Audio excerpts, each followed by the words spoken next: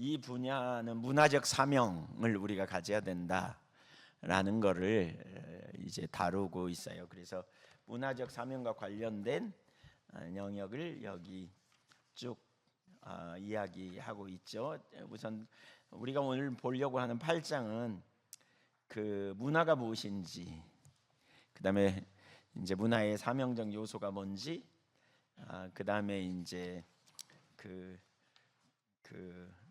이제 타락된 문화와 십자가 문화가 뭔지 이런 부분을 10장에서, 그래서 8, 9, 10장에서 다루고, 그 다음에 이제 사부에서는 라이프워크, 우리의 부르심이 뭔가, 그러니까 문제 제기한 다음에 우리의 부르심이 뭔가 그랬죠.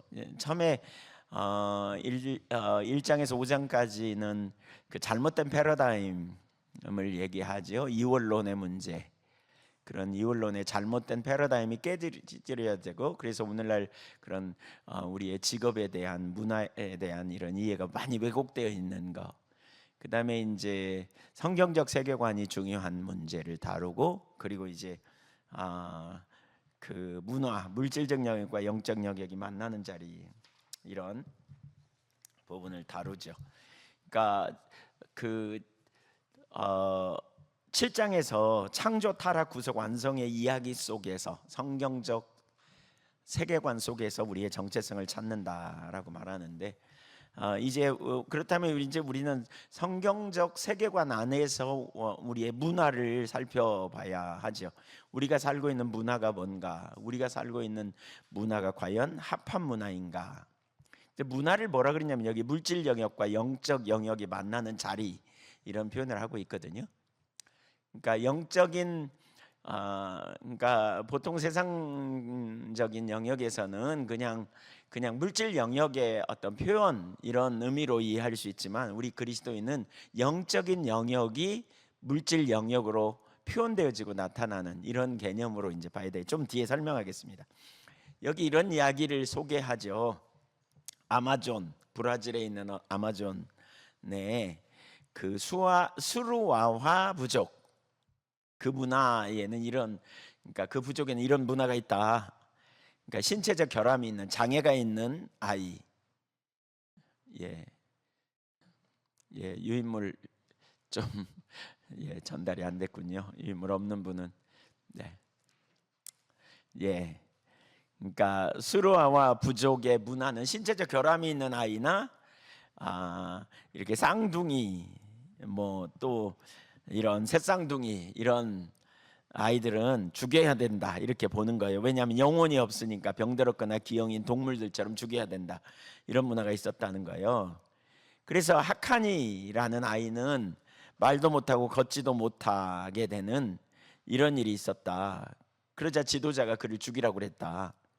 그래서 이제 그 부모는 그의 딸을 죽이는 대신 자살해 버리는, 어떻게 딸을 죽이겠어요? 그러니까 자살해 버렸고, 10대 그러니까 할아버지 10대 오빠가 칼로 쳤는데 땅에 묻으려는 순간 아이가 살아났고, 차마 죽일 수가 없자 할아버지가 손녀에게 활을 쏘았는데, 그러니까 결국 괴로움에 자살했다는 거죠.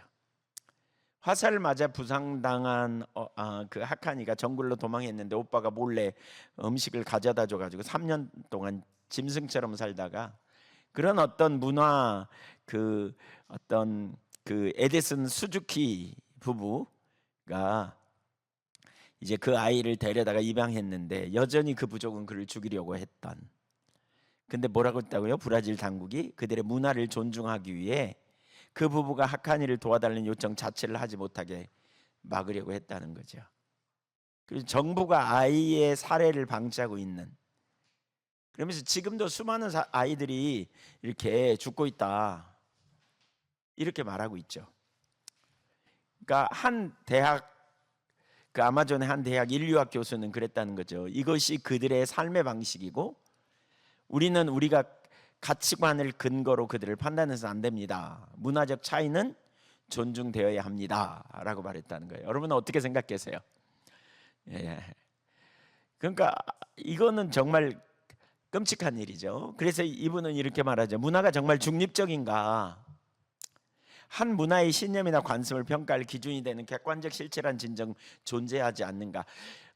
여러분이 이걸 들으면서 어떤 분들은 이럴 수도 있어요. 왜 이런 걸 우리가 공부해야 되나? 이런 걸 우리가 알아야 되나? 근데 우리가 살아가는 세상에 우리가 해야 될 소명이 뭐고, 그리고 우리가 성경적인 삶을 살아가는데 우리가 방해되는 오늘날의 현실이 뭔가, 그러니까 영적 전쟁의 개념에서도 이 부분을 봐야 되고요. 이런 문화를 이해해야 되고요. 한편으로는 우리가 가지고 있는 문화적 이해에 기초하여 우리의 삶을 결정하는데 그것이 과연 성경과 맞는 건가, 이런 부분들을 자꾸 돌아봐야 돼요. 그러니까 우리는 그리스도인으로서 하나님 나라 백성의 삶을 살아야 되잖아요. 근데 하나님 나라 백성답게 살지 못하게 가로막는 문화 속에 우리도 모르게 갇혀져 있지 않은지, 그걸 뭐라 그래요? 그건 그러니까 속고 있는 거죠. 거짓된 것에 속고 있는, 그게 마치 진리인 것처럼 속는 그 상황에 있으면 심각해요. 우리가 그걸 놓치게 되는 거예요. 그래서 우리가 이런 부분을 분별할 필요가 있어요. 사실 과거에 저는 그런 생각을 한 때가 있어요. 성경 잘 알면 되지 뭐 이런 생각. 근데 성경을 아는 것이 핵심인데요, 성경적 관점으로 오늘날 세상의 문화를 분별하고 시대를 분별하고 이런 눈을 우리가 가져야 된다는 거죠. 그래야 뭐예요? 이 시대와 세상에서 올바른 길이 뭔지, 나는 어느 만큼 거기에 영향력을 미치고 있고, 우리의 자녀 세대는 또 이 시대를 향해 우리가 어떤 선택과 어떤 길을 따라가야 하는지, 이런 부분들을 우리가 이해하는 것이 대단히 중요한 거죠. 자, 그런 의미에서 우리가 이 부분을 보는 거죠. 한 문화의 신념이나 관습을 평가할 기준이 되는 객관적 실체가 진정 존재하지 않는가? 성경은 뭐라 그랬어요? 하나님의 형상에 따라 창조되었는가? 그렇다면 우리가 그렇게 믿잖아요. 하나님의 형상에 창조됐어요. 하나님의 형상으로 창조됐다는 의미는 우리에게 어떤 의미가 있나요?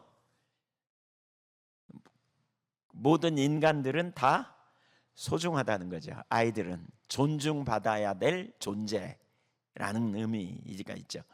그런데 그 문화에 기초하여 아이가 죽임을 당하도록 내버려 두는 것은 하나님의 형상으로 창조된 인간을 대한 올바른 태도가 아닌 거죠. 그렇죠? 그렇다면 우리는 문화적 상대주의를 거스르며 분연히 일어나야 한다. 문화와 맞서 싸워야 한다. 무고한 인명을 앗아가도록 방치하고 피부색을 이유로 사람을 노예로 삼는 것에 반기를 들어야 한다. 성경적 근거에 기초하여 문화가 상대적이라면 누가 살고 누가 죽어야 할지도 결국 힘에 따라 결정된다.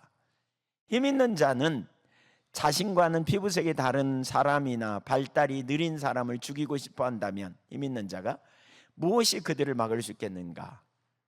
하카니의 부모는 문화를 맹목적으로 쫓지 않았다. 하카니의 오빠와 할아버지는 문화가 제시하는 삶의 방식을 판단하고 나름의 결론에 도달했다. 왜? 죽이지 않고 차라리 거기에 반대하는 선택을 한 거죠.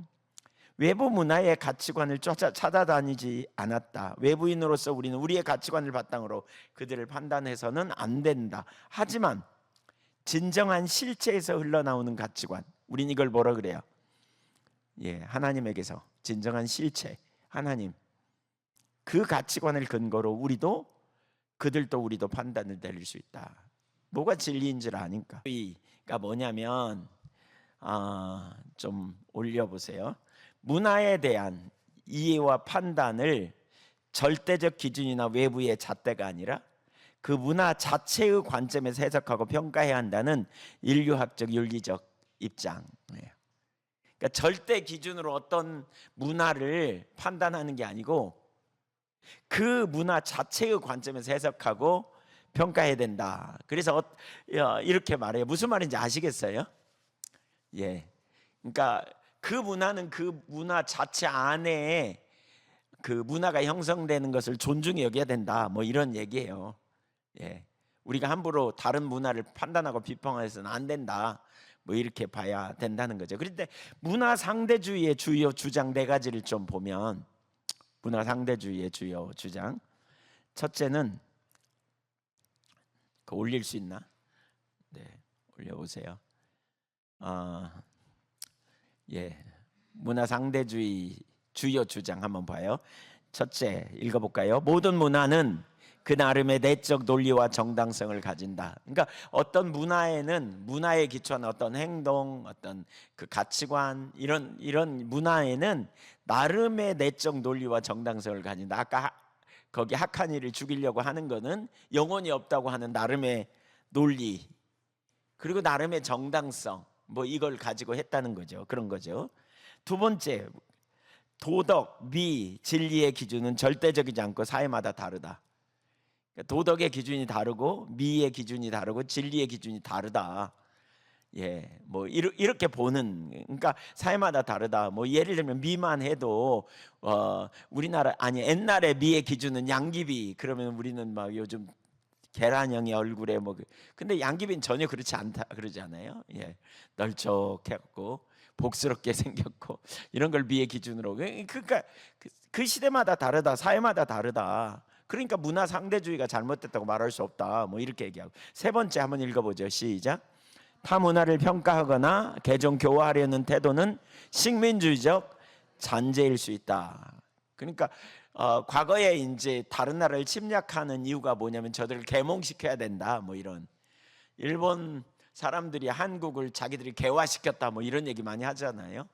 자기들이 그런 이제 그런 아주 그 어떤 그 자기 이기적인 그런 생각을 가지고 접근했다. 이런 영역들, 이건 안 된다. 넷째, 시작. 되니까 식사하는 게 어렵지 않더라고요. 문화를 손으로 집어먹는 이런 거, 이거 손으로 집어먹는 거 막 먹는데 이게 안 되더라고요. 처음에 쉽지 않더라고요. 근데 그들의 문화를 이해하게 되니까 손으로 먹는 것도 재밌더라고요. 오히려 좀 편리해 이게. 예, 이게 편리해. 손은 기구를 사용하는 것보다 훨씬 자유자재하잖아요. 이제 그런 생각을 해봤어요. 그러나 염두에 둬야 될 것은 뭡니까? 예, 우리 인간이 타락했다는 거예요. 죄성이 있다는 거예요. 그래서 우리가 염두에 둬야 될 것은 하나님의 진리는 모든 문화 위에 있는 절대 기준이 되어야 한다는 거죠.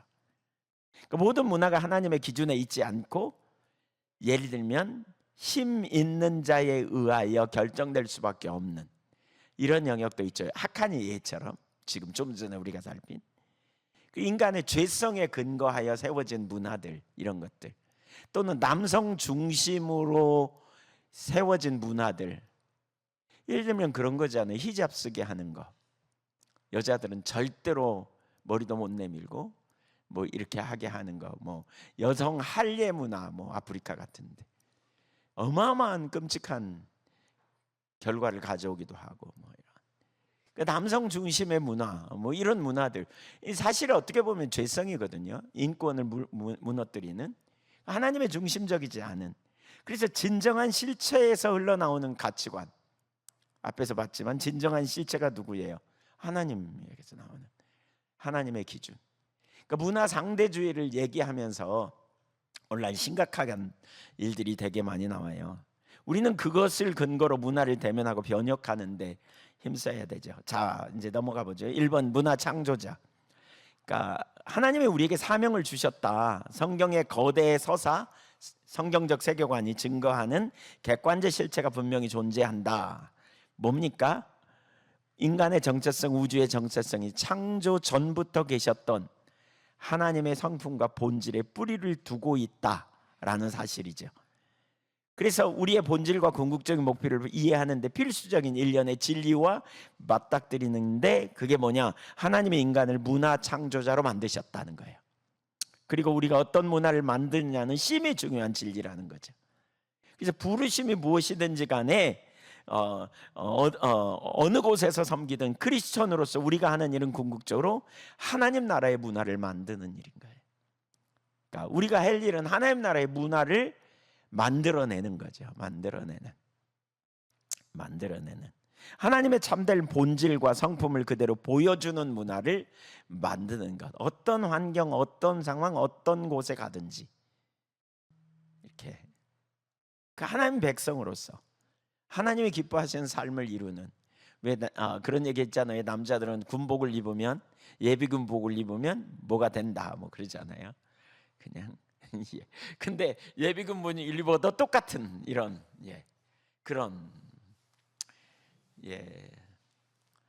그 우리 여행 되게 많이 하잖아요. 이번에 우리 그 지방에서 지방에서 여행을 갔다 왔거든요, 이번에. 근데 이제 우리는 아무도 안 갔는데 여행을 갔다 와서 한 목사님이 그런 얘기를 하더라고요. 거기 가니까 이제 8km를 이렇게 그 케이블카 8km짜리 케이블카래요. 바다에서 섬으로 넘어가는데 8km를 이렇게. 근데 그걸 타고 이렇게 가는데 그 밑에 판잣집에서 아이들이 쓰레기 막 있는 데서 뛰어노는 걸 보면서 그런 생각이 들었대요. 저 아이들은 한 번도 이 케이블카를 타보지 못했을 텐데 저 아이들이 이걸 보면서 뭘 느낄까? 그러면서 그런 생각을 좀 하게 됐대요. 어떤 우리는 돈이 있으니까 가서 그냥 그걸 누리고 마음껏 쓰고 그냥 이렇게 그냥 그런 여행이 아니라 뭔가 좀 그런 영역을 돌아보고 섬기는, 또는 우리가 가서 그런 어떤 생태적인 그런 환경을 돌아보기도 하고 우리가 이제 함부로 막 버리거나 이러지 않은 여행을 할 수 있는 문화가 되면 참 좋겠다. 뭐 이런 생각을 했다고. 이런 문화가. 네. 그분이 뭘 말하는지 정확하지는 않지만 그 의미하는 바는 제가 알 것 같거든요. 그러니까 어느 곳 어떤 환경이 있어든지 그런 문화를 만들어내고 창출해내는 이런 소명이 있다는 거죠. 하나님 나라 문화를 만드는, 그건 뭐예요? 하나님의 참된 본질과 성품을 그대로 보여주는 문화. 이것이 우리의 사명인 거죠. 그래서 거기 창세기 1장 26절부터 28절에 보면 이게 이제 우리의 임무라는 거죠. 26절부터 28절, 26절에 보면 두 가지를 요약해요. 27절과 28절을. 하나님의 형상을 따라 하나님의 모양대로 사람을 만들어서 바다와 물고기와 바다의 물고기와 하늘의 새와 가축과 온 땅에 기는 모든 것을 다스리게 하자.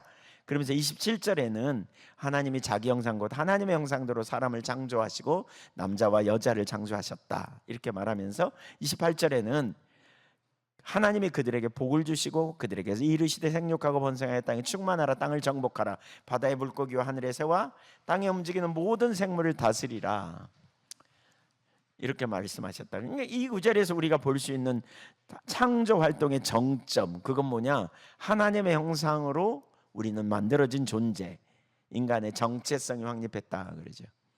인간의 그 가치죠, 가치. 소중한 하나님의 형상으로 창조된 인간. 그리고 하나님을 또한 그렇게 하나님의 형상으로 만들어진 인간으로 하여금 다스리게 하자. 목적이라는 거죠. 목적. 그러니까 인간이 하나님 권속의 창조자로서 하나님을 대신해 이 땅을 다스릴 자로 창조되었다. 그러니까 인간의 정체성과 삶의 목적을 여기 가르치는 거죠. 하나님이 만드신 그 밑에 만드신 것은 완벽했지만 아직 완성작은 아니었다. 그러니까 우주를 창조했는데 완성작은 아니었다. 그러니까 J.R.R. 톨킨의 표현을 빌자면 하나님은 주 창조자, 그리고 인간은 보조 창조자, 서브 크리에이터라는 거죠. 서브 크리에이터, 보조 창조자. 그러니까 하나님이 창조하셨고 이제 인간에게 부차적인 피조물을 드러내고 영화롭게 하는 부차적 피조물인, 그러니까 주된 피조물을 드러내고 영화롭게 하는 부차적 피조물인 문화를 만드는 소임을 받았다 그렇죠. 하나님의 피조물을 속에서 부차적 피조물, 문화 창조, 이 소명이 있다. 그래서 하나님의 청지기로서 적극 창조하는 존재로 지음받은, 그래서 인간이 하나님의 형상을 닮은 자로서 이 땅을 채우면 다음으로는 이들이 나아가 이 땅을 일구는, 마치 도토리 한 알이 자라나 거대한 떡갈나무가 되듯이 하나님의 손으로 지으심 받은 피조물은 완벽하고 그 자체로 완전했지만 그 잠재력의 문은 인간이 열어야 한다는 의미다. 그래서 그런 거죠. 예, 그러니까 왜 만드시고 그 다음에 뭐라 했어요? 생육하고 번성하고 땅에 충만하라. 이건 뭘 의미해요? 한편으로는 자녀를 낳는 일. 이게 뭐예요? 인간이 만들어야 될 문화예요. 또 넓혀져야 될 소명인 거죠. 시편 중에서도 가장 아름답다고 말해도 전혀 손색이 없는 시편 8편. 사람이 무엇이기에, 그러니까 주께서 그를 생각하시나이까, 그러면서 하나님보다 조금 못하게 하신 인간이 하나님을 대신해 통치하리라고 계시하신다 그랬는데, 거기 한번 읽어볼까요? 3절에서 8절 시작. 주께서 베풀어 두신 과 별을 내가 보니 사람이 무엇이기에 주께서 그를 생각하시며 인자가 무엇이기에 주께서 그를 돌아보시니나이까.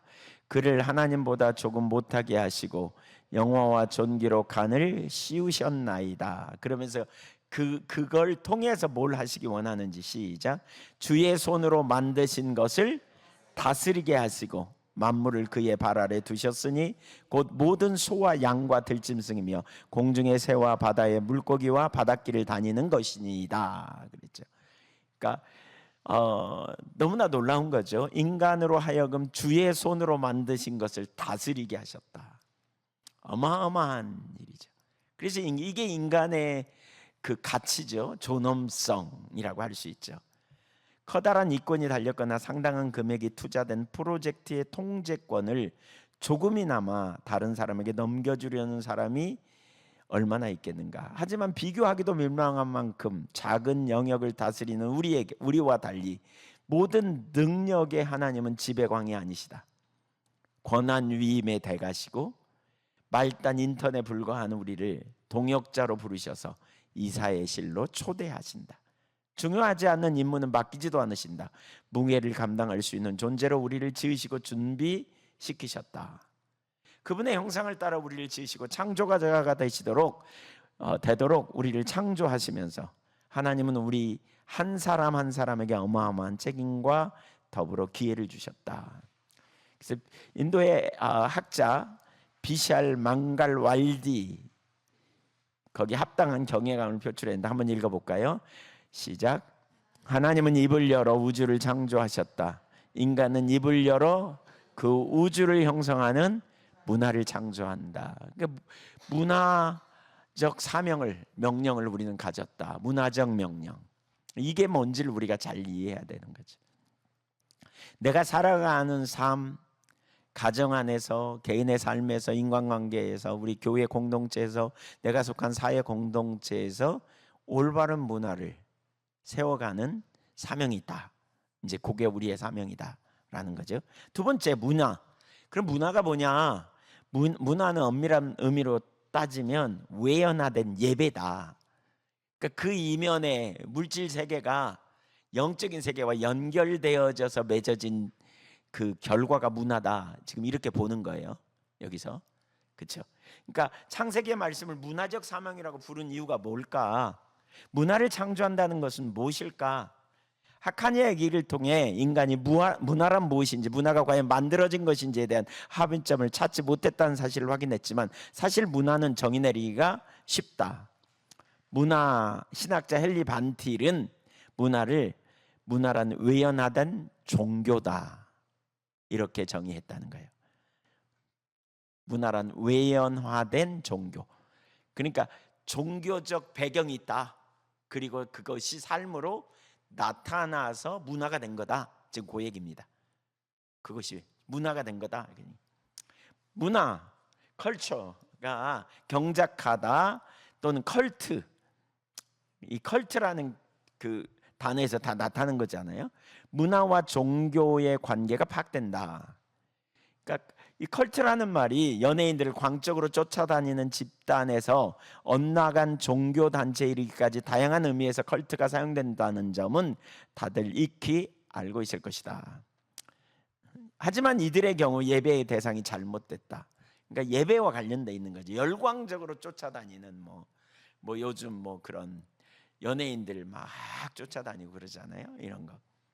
근데 컬트라는 단어의 어원은 신적인 존재에게 바친 예배 또는 경의이기 때문이다. 그러니까 쫓아다니는 대상이 신으로 여겨지는 그런 거죠. 광적으로 쫓아다니는 누군가를. 그래서 문화나 경작하다라는 컬트처럼 컬트라는 단어도 라틴어 동사 콜레레의 과거 분사형인 컬투스에서 파생됐다. 콜레레라는 단어는 일구다, 돌보다, 경작하다라는 뜻이다. 세 단어의 어원인 컬투스의 사전적 정의, 보살핀 경의 예배다.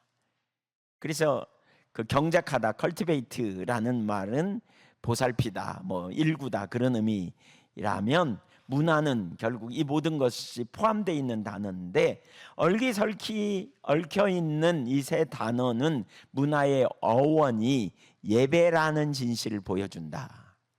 소망으로 밭을 갈며라는 성경적 문화신학을 향하여에서 헤게만은 이런 글을 썼다. 읽어보겠습니다. 같이 읽어볼까요? 아니 기니까 그냥 제가 읽어야 되겠습니다. 문화라는 단어는 종교적인 맥락에서 예배를 의미하는 단어로 사용할 수 있었다. 농부가 자신의 작물에 온 신경과 마음을 쏟듯 예배자도 자신을 섬기는 신에게 완전히 몰두한다는 의미로 보인다. 그러니까 그러잖아요. 농사 짓는 분들이 계속 가서 돌보잖아요. 계속 이런 게 이제 같은 맥락에서. 따라서 이 단어는 경배, 숭배를 뜻하는 라틴어 컬투스와 긴밀한 관계가 있다. 영어 단어에서는 컬처에는 컬트적인 주술 등의 단어와 의 관계가 남아 있다. 본질적으로 문화는 사람들의 숭배의 산물 혹은 종교의 산물이다. 문화는 사람들이 예배하는 신을 반영한다. 그러니까 이걸 이제 우리가 신앙적으로도 그러잖아요. 왜 어떤 때 우리가 뭘 쫓아가는 것, 하나님과 재물을 겸하여 섬길 수 없다. 이게 뭐예요? 재물이 순식간에 누구의 자리에? 하나님의 자리를 대체할 수 있다. 이게 이제 같은 맥락에서 우리가 이해할 수 있어요. 사람에 대한 부분도 지나치면 우리가 뭐가 돼요? 그게 하나님보다 사람을 더 두려워하고 혹은 사람 눈치를 더 보고 사람이 뭐라고 말하느냐에 끌려가고 이게 다 같은 맥락에서 우리가 이해할 수 있죠. 우리가 이렇게 지나치게 될 때 이제 이런. 그래서 내 부모나 처자나 형제나 자매나 심지어 자기 목숨까지 덜 사랑하지 않으면 주님의 제자가 될 수 없다 그랬는 것도 같은 맥락에서 우리가 다 이해할 수 있는 거죠. 자, 이는 문화가 특정 집단의 생활 방식의 합에 불과하다는 현대 유물론자들의 가정에 정면으로 배치된다. 유물론자들은 이제 문화가 특정 집단의 생활 방식의 합에 불과하다 이렇게 나와요. 왜냐하면 그들은 영적인 걸 인정 안 하거든요. 영적인 것. 그래서 물질적인 이것이 전부라고 여기니까 물질 어떤 그 사람들의 생활 방식에서 도출해낸 거다 이렇게 얘기하는데 그렇지 않다는 거죠. 목사이자 교육자인 조지 그랜트는 미가의 사명에서 어거스틴이 문화의 본질을 어떻게 이해하는지 지적한다. 한번 같이 읽어볼까요? 좀 많지만 시작. 어거스틴에 따르면 문화는 인종, 민족, 민속, 정치, 언어, 유산을 그대로 반영하는 존재가 아니라 사람들의 신념의 표출이다. 다시 말해 문화는 사람들의 신앙의 일시적 표현이다. 문화가 바뀌기 시작한다면 유행이나 변덕, 세월이 바뀌었기 때문이 아니라 세계관이 바뀌었기 때문이다. 신앙이 바뀌었기 때문이다. 너무나 정확하게 봤죠, 어거스틴은. 너무나 정확하게. 그러니까 오늘날의 문화가 바뀌는 것은 사실 여러분 부모가 자녀에게 얘기하면 안 듣잖아요. 그거 엄마하고 말이 안 통해, 아빠하고 말이 안 통해. 요즘 누가 그래? 뭐 이런 얘기 하잖아요. 이게 다 뭐예요? 문화가 바뀌어서 그래요. 애들 문화는 달라요. 왜 그래요? 그 아이들이 크면 그 문화가 가겠죠. 왜 그래요? 세계관의 영향이에요. 서구 세계관. 문화 상대주의도 정확하게 세계관의 영향이라는 거예요. 세계관의 영향. 자, 그 밑에 읽어보죠. 따라서 인종과 민족, 민속과 정치, 언어나 유산은 한 사회의 교회와 그 증인들의 정직성이라는 계약적 영적 모체에 뿌리 내린 깊은 차원의 패러다임 표현에 불과하다. 어거스틴은 왜 안 읽으세요? 네?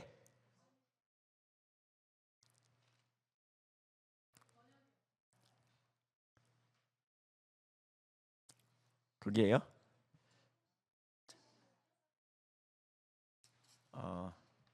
내가 똑같은 책인데 제가 좀 여기다 써놓은 거를 제가 나름대로 써놓은 거를 좀 정리한 건가. 제가 읽어보겠습니다. 그냥 어거스틴 이교도의 철학을 비판하고 교회 왜곡된 신학을 폭로하는데 자신의 삶과 사역을 아낌없이 쏟아부었다. 물론 이러한 철학과 신학은 인류의 영적 운명을 결정하기 때문에 영적인 영역에서 매우 중요하다. 하지만 동시에 이들은 현 시대의 모든 문명의 숙명을 결정짓는다는 점에서 지금 이곳이라는 영역에서도 매우 중요하다. 그는 이 사실을 알았다. 그러면서 어거스틴은 한 민족의 지배적인 세계관이 불가피하게 그들이 살아가는 세상을 형성한다는 사실을 인식했다. 세계관에서 뭐가 나온다? 문화가 나온다. 그런 거죠. 너무나 명백한 사실이에요. 세계관에서. 그러니까 현대 사회에서도 쉽사리 이런 모습을 발견할 수 있다. 그러면서 예를 들면 아프가니스탄의 탈레반은 자신들의 예배 대상을 그도로 반영하는 사회를 만들었다. 그렇죠? 예, 완전히 그냥 바꿔버렸잖아요. 탈레반이 오면서 진짜 그 여자들을 아주 그냥 아주 어렵게 만드는, 그야말로 정말 힘든. 마찬가지로 미국의 대중문화도 세속적 신념체계에 입각한 유물론적 이상을 고스란히 반영한다. 이 세속적 신념체계에 입각한 유물론적 이상, 이게 뭐예요? 대표적으로요. 그러니까 유물론이라는 게 뭐냐면, 유물론은 칼 막스에 나타난 의해 만들어진 거잖아요. 물질이 모든 존재의 근본이라는 입장이잖아요. 근데 사회 문화적 맥락에서는 이게 어떻게 바뀌냐면 소유와 물질적 가치가 삶의 중심이 되는 가치관. 소유와 물질적 가치, 이게 삶의 중심이 되는 가치관이에요. 그러니까 돈 많으면 최고고 돈이 없으면 별별 일 없고. 인생의 최고 행복이 뭐냐? 돈 많은 거예요. 소유의 여부. 이걸 대중문화와 연결시켜 버렸어요. 그래서 그 미국 문화가 지금 그렇다는 거죠. 몇 가지 특징, 예를 들면 미국 문화의 대표적인 유물론의 영향을 받은 특징을 얘기하면 거기 안 나와요. 이건 제가 그냥 이렇게. 그 특징을 뭐냐? 소비 중심 문화예요. 소비 중심 문화. 영화, 광고, 음악, 패션, 대중문화 콘텐츠는 주로 소비를 조장하거나 특정 브랜드나 라이프 스타일을 홍보하는, 이런 미디어 같은 데 보면 다 이런 소비를 촉진하고 돈을 많이 써야 행복하다고 여기게 만들고, 이런 문화. 두 번째는 성공, 물질적 부. 그러니까 아메리칸 드림은 노력의 대가로 물질적 성공을 강조하는데 유물론적 가치관을 심화시키는 예라고 말할 수 있어요. 그러니까 미국의 문화가 그런 형식으로 가버렸다는 거죠 지금. 그 미국의 문화, 이 소비 문화, 물질 추구적인 문화 이면에 뭐가 있냐? 유물론이 있다. 유물론적인 세계관이 있다. 그렇게 보는 거죠. 세 번째, 스타 중심주의.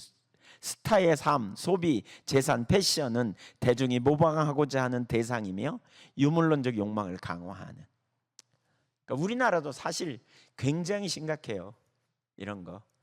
리모델링 하는 집을 계속 보여주는 거, 여행 문화 계속 보여주는 거. 거기 안 가면 불행하게 보이고요. 내가 현재 살고 있는 집과 그 미디어에 비치는 그런 걸 싹 비교해 봐가지고 왠지 불안해. 상대적 결핍에 빠지고 나는 왜 이렇게 가난하다고 느껴지고, 또 유명한 여행지 뭐 이런 데 다니면서 그런 데 안 다니면 비극이라고 생각하고, 그런 문화가 지금 점점 팽배되어 있잖아요. 점점 팽배되어 있어요. 끊임없이 그런 욕구를 우리로 갖게 하고 넘어가게 하는. 이런 일들 굉장히 심각한 거죠. 굉장히 심각한. 그래서 요즘 그런 반문화 이런 거에 대한 반대 문화가 일어나는 것 중에 예를 들면 스몰 라이프 이런 것들이 이제 거기에 반대해서 일어나는 문화이기도 하고 뭐 그러죠. 영국 같은데 아니 프랑스, 독일 이런 데서는 젊은이들이 그런 거 한대잖아요. 왜 비행기 타면 1시간이면 가고 열차 타면 7시간, 8시간 걸리고 돈도 더 많이 드는데 비행기 안 타고 열차 타는 이런 일을 하기도 하고. 거기에 반대되는 문화. 이제 물론 그 이면에는 그들은 뭐 환경, 생태계 이런 거 생각하고 나간다. 이런. 사실은 이런 문화 이면에 유물론적인 세계관에서 나온 영향이 있다는 거예요. 그러니까 그런 걸 보면 볼수록 우리는 상대적 박탈감에 빠져요. 여러분 우리나라 옛날에 살았던 문화와 지금 같아요, 달라요? 뭐 말할 거가 없죠. 전 세계에서 가장 단기간에 후진국에서 선진국으로 진입한 나라는 우리나라밖에 없대잖아요. 그러니까 지금 우리나라는 후진국에서 선진국까지 경험한 세대가 살고 있고 요즘 세대는 선진국에서 선진국으로 살아가는 문화인데 점점 이제 쇠퇴할 가능성이 높다는 거죠. 왜? 인구가 급속도로 줄어들고 2060년쯤 되면 매우 심각하다 그런 얘기 하잖아요. 왜? 노년 세대가 확 많으니까. 지금 뭐 우리 작년 2024년 말에 초고령 사회로 돌아섰다. 65세 이상의 인구의 20%가 넘으면 초고령 사회. 초고령 사회로 가는 과정이 우리나라가 엄청 빠른 과정으로 돌아갔다. 이런 얘기 하잖아요. 그러면 사회 전반에 걸쳐서 우리 문화 전반에 걸쳐서 굉장한 수축이 일어날 거고, 그럼 우리 다음 세대는 점점 이제 선진국에서 중진국으로 떨어질 수 있는 가능성이 되게 높은.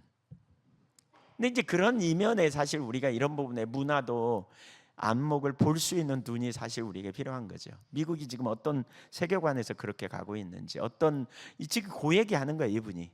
여기 유물론적 세계관에 기초한 이러한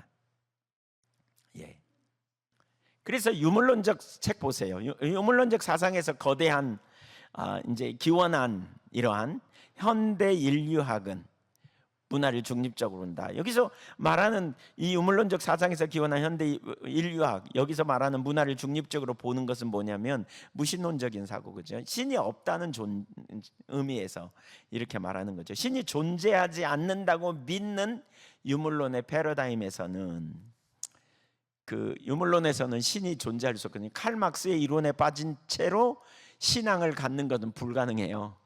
이거는 왜냐하면 칼 막스 이론은 이 세상에 존재하는 모든 것이 물질의 변형에 불과하다고 보기 때문에, 이런 영역에서 신이 존재하지 않는다고 믿는 유물론의 패러다임에서는 객관적 진리란 없다. 따라서 만사가 상대적이라는 거죠. 왜 객관적 진리가 없어요? 절대자가 없으니까. 다 자기가 좋으면 그만이다 이런 거죠. 이런 가정을 받아들이면 어떤 개인이나 문화가 다른 개인이나 문화를 비평해서는 안 된다는 거예요. 여기서 문화 상대주의가 나와요. 문화 상대주의가.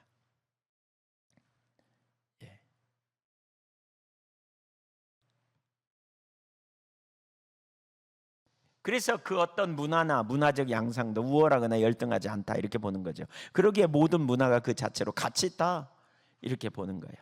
근데 이런 관점을 그대로 수용한다면 어떻게 되냐? 독일의 나치 수용소와 테레사 수녀병은 이 시대 미국 대중문화의 차이를 구분이나 할 수 있겠는가? 그 차이를 어떻게 구분해? 뭐가 잘 됐다고 말할 수 있어요? 그 나름의 문화가 있다 뭐 이렇게 보는데, 그러니까 문화는 뿌리가 예배 혹은 숭배에 있기 때문에 결코 중립적이지 않다. 문화는 영적 영역과 물질 영역의 교차점에 있다. 우리 그리스도인들이 문화를 이해할 때 여러분 문화 상대주의, 문화 다원주의 이런 부분에 대해서 동조하여서는 안 되는 이유가 그 뿌리에 뭐가 있나, 이 문화가 뭘 예배하고 있는지를 잘 기억해야 한다는 거죠. 이런 거. 영적 영역이 문화라는 지점에서 물질 영역에 영향을 끼친다는 표현이 적절하겠다. 왜? 문화가 예배니까요. 영적 영역이라니까요. 그래서 물질 영역에 영향을 끼친, 생각에는 결과가 따르듯 우리의 예배, 숭배에도 결과가 따른다. 컬트는 문화로 이어진다. 그리고 그 문화는 우리가 어떤 사회, 어떤 나라를 만들지를 결정한다. 예로, 만약 이제 예로라는 말은 제가 한 거예요. 그 예를 여기 설명하고 있어요. 만약 사람들이 동방의 애니미즘처럼 변덕스럽고 뇌물에 부하 내동하는 신을 예배한다면, 이게 무슨 얘기예요? 예, 이 애니미즘이 그런 거잖아요. 공들이면 감동 먹어가지고 잘해줘. 이 애니미즘 세계관 아니에요? 정성을 들이면 그 정성을 봐서, 이거 이제 뇌물로 볼 수 있는 거죠. 그런 문화가 있으면 일상이 부패하는 문화가 된다는 거예요. 이분이 이제 그 생각은 결과를 만든단가 그런 책을 썼거든요. 이제 그 애니미즘의 문화를 이렇게 기초로 하는. 그래서 이 문화는 재계와 경제, 정치, 사법제도에 고스란히 반영한다. 결국 한 국가가 영적, 물질적 극빈에 빠지게 된다. 또 다른 예를 한번 생각해 볼까요? 우리 이런 예 있죠. 이런 예를 들면 성경에서 우리 그리스도인이 코람데오의 삶을 생각해 보세요. 하나님 앞에서의 삶. 우리가 믿는 하나님은 살아계시고 또 우리를 사랑하시고 또 우리와 친밀한 교제를 원하시고 인격적 교제 안에서 우리가 하나님을 인식한다면 우리의 삶에 나타나는 가장 기본적인 자세가 뭘까요? 하나님 앞에 감출 수 없다, 숨을 수 없다. 하나님 앞에서의 삶이니까. 그러면 우리는 어떤 태도를 취해야 된다? 그게 인테그리티, 정직성이죠. 정직성. 그렇죠? 코람데오의 삶의 가장 기본적인 우리의 태도는, 이걸 인식한다면 기본적인 태도는 정직성이에요. 하나님 앞에서의 삶, 이거죠. 하나님 앞에서의 삶. 근데 이런 영적인 영역을 우리가 가지고 있다면, 이런 세계관을 가지고 있다면 우리는 삶의 모든 영역에서 어떻게 해요? 부패하기가 어려운 거죠. 그렇죠? 뇌물 주고 막 그러겠어요? 그럴 수가 없는 거죠. 그런 문화가 생길 수가 없는 거예요. 그러니까 세계관이 결국 문화를 창출하는 이런 영역에 굉장히 중요한 이면이 있다. 우리가 뭘 예배하느냐가, 문화는 예배에서 나오는 거다. 영적인 영역에서 물질 세계로 반영되는 것이다. 이해되시죠? 네. 예, 좀 반응 좀 하세요. 여기 앞으로 와서 해보실래요? 제가 그 자리에 갈게. 왜 이러세요, 정말. 우리 요즘 더 심한 것 같아요. 네, 삐지셨어요, 저한테. 우리 뭐 아멘 잘 안 하니까 그렇지. 아멘 훈련을 좀 할까요, 우리도? 그래도 좀 반응도 하시고 좀 하셔야지. 참. 네, 맞죠? 네, 고맙습니다. 네. 세 번째, 문화 비평. 그래서 문화는 결코 중립적이지 않다는 거예요. 우리가 문화를 어떤 눈으로 봐야 되는가? 오늘 이 부분 참 중요한, 이런 거를 우리가 잘 배우면 좋을 것 같아요. 살아계신 하나님은 창조하신 우주 속에 살고 계신다. 포스트 모더니스트들이 그들의 주장과는 달리 객관적 실체가 존재한다는 거죠. 따라서 문화는 비평하고 평가할 수 있을 뿐만 아니라 비평하고 평가해야 된다는 거예요. 열방이 건강하기를 바란다면 정의로 이어지는 문화, 부패를 조장하는 문화를 각각 구분할 수 있어야 된다. 이 문화가 어떤 문화인지, 자유와 긍휼, 경제적 안녕을 도모하는 문화와 잔혹과 빈곤, 노예화를 부추기는 문화를 살펴보고 비교해서 봐야 한다라는 거죠. 문화 비평의 지점이 되는 주요 문화적 틀은 하나님 나라의 문화, 거짓 문화, 자연적 문화, 이 세 가지다. 그러니까 이 세 가지는 어느 나라든 존재하는데요, 하나님이 계시며 그분이 진리와 거짓, 선과 악, 아름다움과 어둠이 혼재된 실질적이고 객관적인 우주를 만드셨다고 가정한다. 자, 그러면서 세 가지 문화를 이제 볼 거예요. 첫 번째, 하나님 나라의 문화. 거기 이제 책에 그 그림도 나오잖아요. 하나님 나라의 문화와 관련해서. 네. 거기 174쪽에 보면 진리, 그다음에 거짓, 자연, 이렇게 문화. 하나님 나라 문화는 진리죠. 그러니까 하나님이 만드신 실체에 입각한다. 살아계신 하나님의 본질과 성품을 반영하는 문화. 그러니까 이게 참 중요해요. 여기서 살펴볼 부분이 꽤 많은데요. 하나님 나라 문화는 하나님 성품의 현현인 하나님의 법에 사람들이 의식적으로든 무의식적으로든 순종할 때 생겨난다. 우리 자신이 먼저 이 문화에 기초하여 이제 우리 문화를 점검해 봐야 되는 거죠. 우리 가정의 문화는 어떤지, 개인의 문화는 어떤지, 내가 인간관계는 어떤지, 이런 부분을 우리가 살펴봐야 되겠죠. 자, 예수님이 제자들에게 마태복음 28장 20절 내가 너희에게 분부한 모든 것을 가르쳐 지키게 하라고 하시며 열방을 제자 삼으라고 말씀하셨을 때, 내가 너희에게 분부한 모든 것을 한데 묶어주는 공동의 축, 이게 무엇이었을까? 세 가지라는 거예요. 여기서 세 가지를 얘기해요. 첫째는, 거기 첫째라는 말은 없어요. 제가 그냥 만들었어요. 하나님의 형이상적이고 물리적인 법칙을 반영하는 진리. 이게 좀 말이 어려워서 제가 이걸 여기다가 이 의미를 좀 설명하기 위해서 여기다가 좀 정리해봤어요. 잘 보여요? 보여요? 너무 많이 올려놔가지고 이게 조금씩만 올리지. 보여요? 안 보여요? 안 보이는 분 손 들어보세요. 네, 다 보이신. 안 보여? 민정이? 네, 이리 와 여기.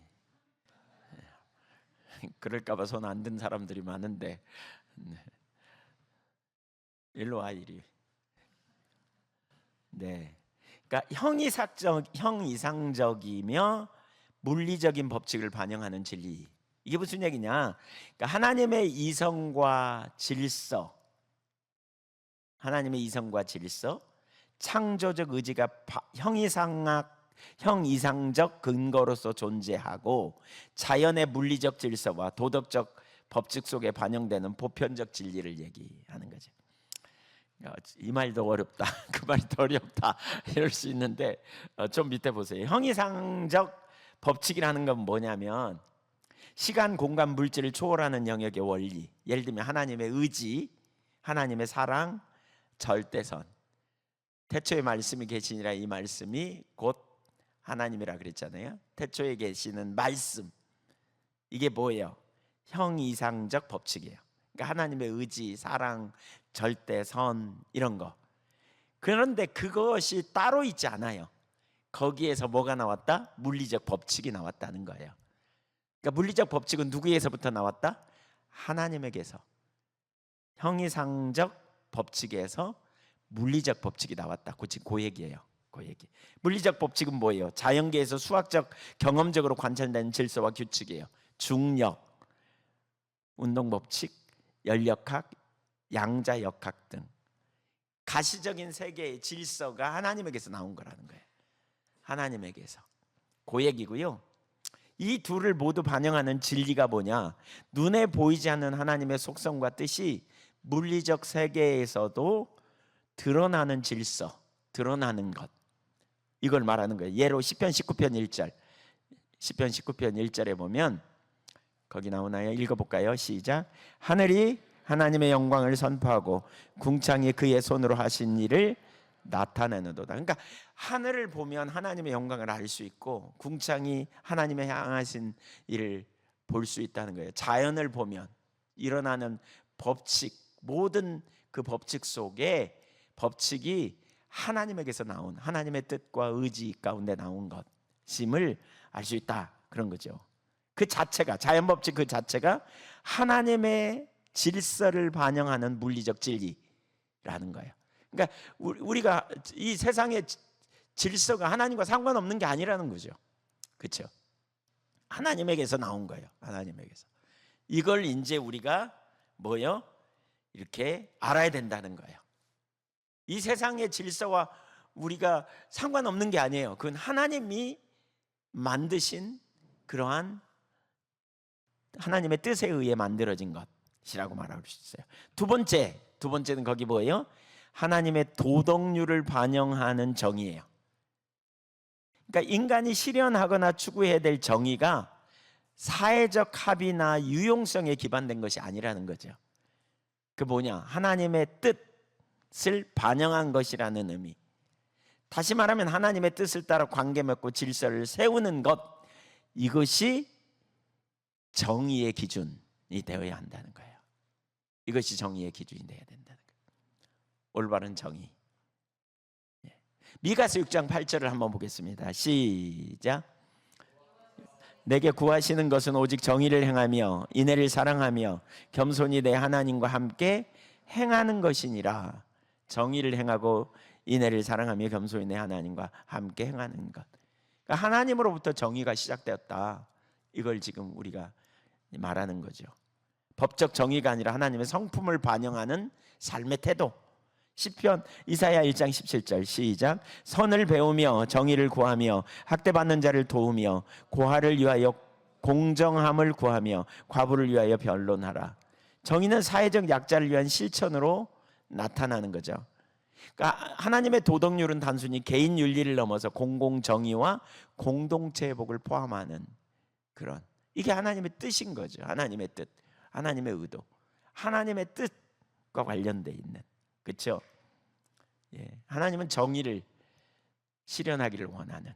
세 번째, 하나님의 심미적 법칙을 반영하는 아름다움. 심미적 법칙을 반영한 아름다움. 그러니까 아름다움이 단순히 인간의 주관적 취향이 아니라 하나님의 성품, 창조, 목적, 질서를 반영하는, 객관적, 초월적 실제라는 관점에서 이해할 수 있는 거죠. 하나님의 성품의 기초에서, 창조의 기초에서. 그래서 성품적인 면에서 읽어볼까요? 시작. 하나님은 거룩하고 선하시며 영광스럽고 아름다우심. 따라서, 그러니까 시편 96편 9절, 이사야 33장 17절을 보면, 따라서 진정한 아름다움은 단순한 외형이 아닌 거룩함, 선함, 진리와의 일치, 이것이 바로 성경이 말하는 진정한 아름다움이라는 거죠. 외모, 뭐 얼굴을 화장했어, 뭐 성형했어, 뭐 머리를 예쁘게 했어, 이런 아름다움의 문제가 아니고, 거기서 말하는 그 성품적인 면의 아름다움, 하나님의 성품과 반영된 아름다움, 그래서 거룩함, 선함, 진리와의 일치, 이 부분을 이야기하는 이런 문화를 세우는. 하나님의 창조는요, 우연이 아니라 목적이 있는, 이 목적과 기능에 부합할 때 아름다움이 완성됨. 그러니까 자연의 생태적 균형, 인간의 윤리적 삶, 이런 거죠. 이런 게 아름다움이라는 거죠. 이런 게, 이런 문화를 창조하는 거죠. 진리, 정의, 그 다음에 아름다움, 미죠. 미. 그 다음에 하나님은 혼돈이 아니라 질서의 하나님이신 것을 우리가 반영한다면, 창조 사기에 나타난 수학적, 물리적, 생물학적 조화와 균형, 이것은 심미적 질서의 표현이라는 거죠. 여러 영역에서의 질서, 그건 하나님의 아름다움을 반영된 것이라고 말할 수 있는 거죠. 지금 그 의미를 좀 이해하시겠어요? 듣고 나니까 더 헷갈리나요? 이해돼요? 네, 고맙습니다. 아유, 참 이거. 네. 그러니까 하나님을 반영하는 문화를 창조하는데 세 가지예요. 뭐예요? 진리, 하나님의 뜻에 기초한 그러한 그 물리적 법칙도 그것에 기초하여 되어 있는 것을 우리가 기억하고요. 그 다음에 정의는 하나님의 뜻이 반영된 정의라는 거죠. 인간이 어떤 일을 해야 되는지. 그래서 정말 뭐예요? 법적 정의가 아니라 하나님의 성품을 반영하는 삶의 태도. 그래서 긍휼과 사랑이 반영된 이런 영역, 약자를 위한 실천, 이런 부분. 그 다음에 심미적 법칙을, 하나님의 심미적 법칙을 반영하는 아름다움. 이건 뭐예요? 성품적인 면에서, 창조 면에서, 이런 영역. 자, 넘어갑니다. 더글라스 존스와 더글라스 윌슨이 삼중주를 문화의 세계의 얼굴로 표현했다. 이 세 가지가 하나님 나라 문화의 기초이고 생명과 건강 발전으로 이어지는 길이다. 하나님 나라 문화는 하나님 나라의 현현이다. 하나님 나라의 나타남이죠. 문화가 나타나는 거예요. 그러니까 제가 어제 화요 모임에서도, 화요 모임 설교 갑자기 바꿔버렸어요. 하여모임 설교를.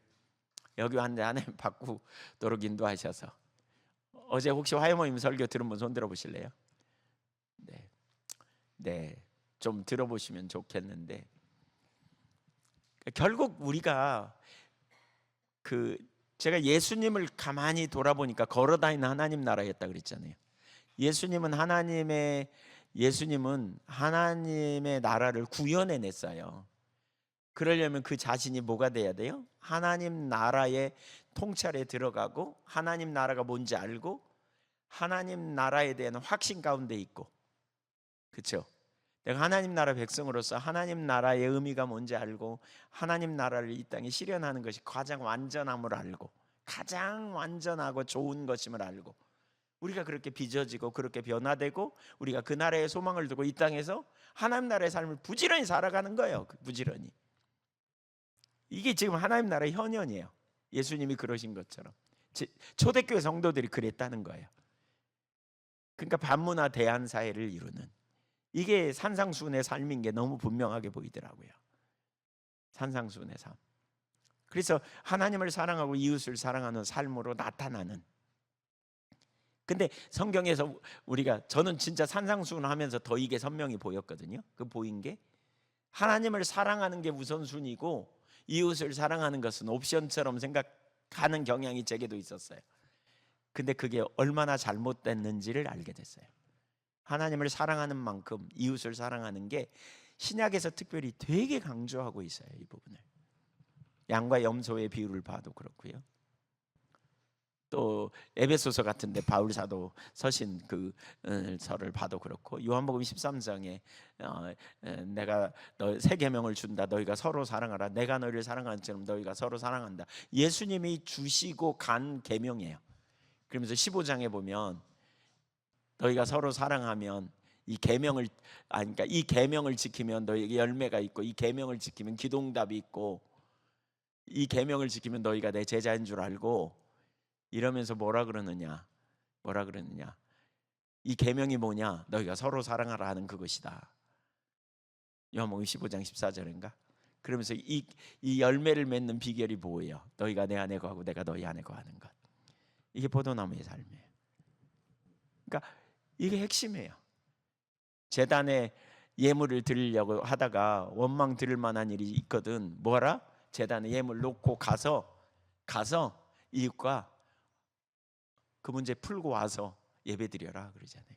예배 드리는 것보다 더 우선적으로 선택해야 될 게 이웃과의 관계 회복. 어마어마한 문제 같아요. 그러니까 이게 실제로 우리에게 얼마나 중요한지 하나님 나라를 현현 드러내는 거죠. 주일날 나눴지만 각 족속과 민족과 방언 서로 이렇게 연합할 수 있는, 천국에 가면 그렇게 산단 말이에요. 갈등이 없이 살 거예요. 그렇죠?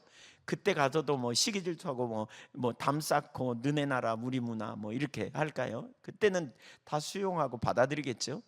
이 땅에서 우리가 그런 실제적인 훈련이 안 된 채로 하나님 나라를 우리가 구현해내는 거 택도 없는 얘기죠. 우리의 편견, 우리의 그러한 다른 것 적극적으로 돌파해내고 싸매고 넘어서고 이런 일을 우리가 해내야 될 책임이 거기 있는 거죠. 그러니까 하나님 나라 문화는 곧 하나님 나라의 현현이다. 그래서 예수님은 하나님 나라가 이 세상 나라에 영향을 끼치게 해달라고 제자들을 부르셨다. 주기도문, 주님의 기도는 두 나라의 상호작용을 인정한다. 나라가 임하옵시며 뜻이 하늘에서 이루어진 것 같이 땅에서 이루어지이다. 하나님의 뜻이 이루어지고 그분의 명령에 사람들이 순종하는 곳이라면 어디나 하나님 나라다. 우리가 이 땅에서 그 삶을 살아내는 일, 그게 실제로 뭘로요? 문화로 나타나는 거죠. 하나님 나라의 본질은 지금이나 미래나 이 땅에서나 하늘에서나 동일하다. 성취의 정도만 다를 뿐이다. 그 밑에 좀 읽어볼까요? 시작. 하나님 나라 문화는 각 민족과 나라를 예수님의 통치를 향해 더 높이 더 깊이 들어오라고 부른다. 살아계신 하나님을 예배하는 행위로서 영혼뿐 아니라 땅을 경작하고 이 땅을 개발하라고 촉구한다. 교회는 이 세상이 볼 수 있도록 살아계신 하나님의 본질과 성품을 드러내는 문화를, 이게 우리의 소명이에요. 이게 우리의 사명. 이게 우리의 행해야 될 일이에요. 그러니까 교회 다니면서 우리가 가정 안에서도 비록 다르고 문화가 다르죠. 생각이 다르고 충돌이 일어나고 적극적으로 하나님의 통치를 이루어내는 삶을 사는 거예요. 삶이 변해서 우리가 그렇게 가는, 이건 선순환이에요. 우리가 거듭났기 때문에 우리는 새로운 피조물이기 때문에 그 삶을 살아야 되고, 이 삶을 사는데 그리스도의 능력을 힘입어 살지만, 이렇게 살 때 우리는 점점 더 그 문화가 우리 가운데 이루어지는 거죠. 가정 안에서 이런 문화가, 자녀들 이런 문화가, 하나님 나라가 여러분, 천국에 가면, 예를 들어 볼까요? 부부싸움, 천국에 가서 뭐 그럴 일이 없지만 부부싸움 하면 누가 먼저 잘못했다 그럴까요? 예? 누가 먼저 잘못했다 그럴까요? 여러분하고 누군가하고 싸웠어. 그럼 누가 먼저 잘못했다 그럴까요? 뭐 거기서도 이러고 있을 거예요? 누가 먼저 할까요? 예? 내 아내가? 내 남편이? 다 이렇게 말해야 된다고 생각해요. 내가요. 이게 천국 문화 아닐까요? 내가요. 이게 하늘나라 문화 아닐까요? 자기가 잘못한 것 갖고 나가겠죠. 이런 문화를 우리가 가정 안에 여기서 세워가야 된다는 거예요. 내가 뭔가 이렇게 배려하고 섬기고 나누는 이런 문화에 대한 책임이 있는, 책임이. 어떻게 사는 것이 올바른 건지 적극적으로. 지금 그 얘기예요. 우리가 성경적인 형이상학적 진리와 성경적인 윤리적 정의, 성경적인 심미적 아름다움을 삶의 모든 영역에 제시해야 한다는 뜻이다. 모든 영역에. 어느 나라에나 하나님 나라 문화의 요소가 있다. 그 요소를 발견하는 것마다 더욱 육성하고 북돋아 줘야 된다. 예. 일해야 된다는 거죠. 거짓 문화는 뭐예요? 이건 금방 알아요. 거짓 문화는 진리와 정의, 아름다움에 대한 사탄의 거짓을 믿은 결과물. 사탄은 개인과 국가에 대한 모두 거짓말을 한다. 나라에 하는 거짓말은 문화적인 차원에서 나온다. 이사야는 실체를 왜곡한 이스라엘에 이렇게 경계한다. 악을 선하다하며 선을 악하다하며 흑암으로 광명을 삼으며 광명으로 흑암을 삼으며 쓴 것으로 단 것을 삼으며 단 것으로 쓴 것을 삼는 자들은 화실진저. 그럼 왜 이런 일을 할까요? 뭔가 목적을 가지고, 이기적으로. 우리도 이런 문화에 얼마든지 갈 수 있어요. 그러려면 뭐가 필요해요? 자기를 부인해야 돼요. 그런 데서 자유케 되려면 자기를 부인해야 돼요. 철저히 하나님. 그러니까 마귀는 항상 속일 때 인간의 타락한 본성을 통해 해방한다 그랬잖아요. 사탄의 거짓말을 믿으면 나라 전체가 죽음과 빈곤에 허덕이며 노예의 삶을 살게 된다. 어느 나라에나 약간의 거짓 문화가 있다. 신이 없다고 믿는 미국 문화, 세계 여러 지역에 여전히 팽배한 남녀 차별 문화가 그러합니다. 한 나라가 건강하게 성장할 수 있으려면 먼저 그 안에 파괴적인 요소들을 식별하고 근절하며 그 자리를 하나님 나라의 원칙들로 세워야 된다. 하나님을 재버리고 하나님이 없는 것처럼 살아가는 문화, 이건 너무너무 심각한 문제죠. 세 번째, 자연적 문화. 문화의 자연적 요소들은 선하지도 악하지도 않은 도덕적 중립성의 영역에 해당되는, 예를 들면 한 민족의 독특한 독특과 색과 소리, 맛과 촉감 등이 여기에 속한다. 무슨 고유의 무슨 문화, 소리, 또 음식 뭐 이런 것들 다 포함되는 거죠. 이런 요소들은 도덕적으로 중립적이지만 해당 민족에게는 풍미와 생명을 더해주고 다른 문화권에서 온 이들에게는 즐거움이 된다. 자연적 요소들은 우리가 기뻐하고 즐거워할 대상이다. 자, 이제 거의 끝났습니다. 4번 문화가 중요하다. 문화가 중요한 것 같죠? 네, 중요해요. 우리가 어떤 자리에 있어야 되는지, 하나님 나라를 이루는 삶이 뭔지, 음악과 미술, 문학과 같은 창구를 통해 주된 창조자이신 하나님과 그 하나님이 만드신 실체, 피조물을 더 많이 드러낼수록 선한 문화다. 선한 문화. 문화가 실체를 왜곡하고 하나님을 부인하면 할수록 국민은 더욱 극심한 빈곤과 속박, 죽음에 허덕이게 된다. 지금 우리가 사는 세상을 보라. 우리 자신의 삶, 지역 일간지, 기사 제목, 가짜 뉴스들, 정치권이 내는 여러 가지 주장들, 고통당하고 어려움을 당하는 사람들의 사진과 동영상만 봐도 문화가 중립적이고 추상적인 주제가 아니라는 점을 이해하게 된다.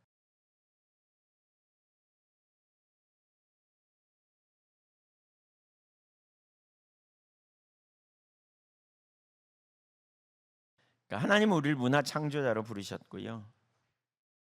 그래서 분명한 목적의식 아래 하나님 나라 문화를 창조하도록 우리는 힘써야 된다는 거예요. 문화는, 여러분, 문화를 그냥 아무렇지도 않게 여기지 마세요. 어떤 문화 이면에 어떤 숭배의식이 있는지를 봐야 된다는 거죠.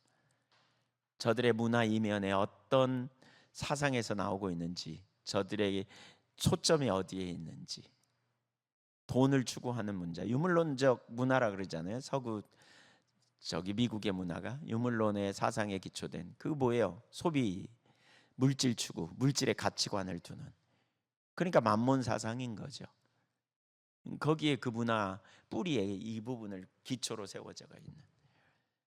지금 뭐 포스트 모더니즘 그 뿌리에는 뭐가 있어요? 자기죠, 자기, 쾌락, 자기 본능적인 이런 문화가 팽배되어 있죠.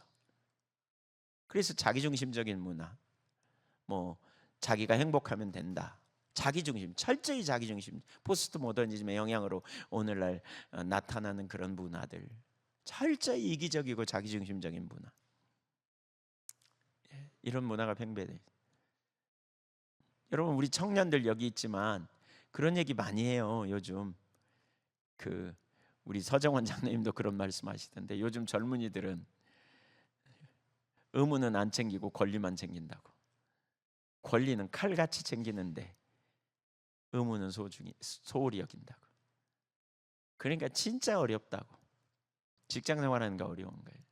직장 리더로서 어떤 일을 하기가 참 어려운 시대라는 그런 문화의 이면에 뭐 어디서부터 이런 게 흘러나왔는지, 그게 마치 옳은 것처럼 얘기하는. 그러니까 사실은 뭐 그런 것만 탓할 건 아니지만, 우리가 그래서 문화를 변화시키고 회복시키는 책임이 우리 그리스도인에게 있다. 이 부분을 우리가 잘 염두에 두는 게 참 중요한 것 같아요.